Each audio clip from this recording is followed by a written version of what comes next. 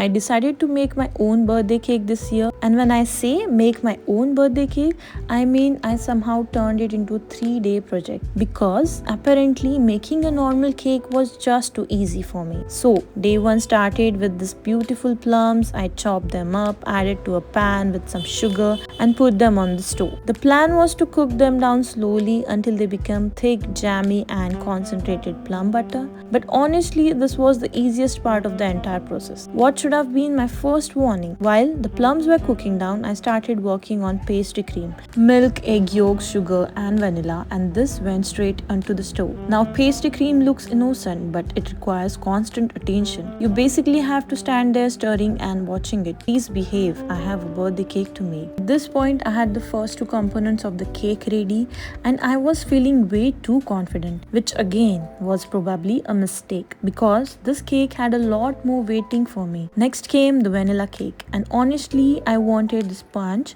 to be really simple because I already had enough drama going on with the other components. So I made a soft vanilla cake and got it ready for the final assembly. And then came the puff pastry.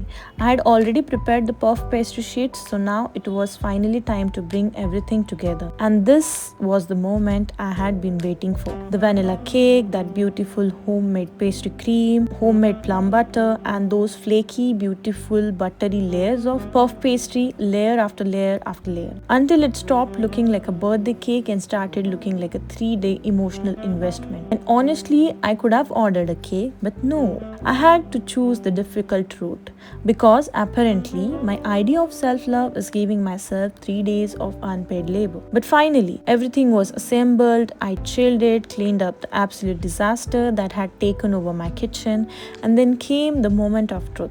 I poured over this silky, smooth, dark chocolate ganache because apparently this cake needed one last layer of charm. The soft vanilla cake, sweet tart plum butter, creamy pastry cream, those flaky puff pastry layers, and everything just worked together.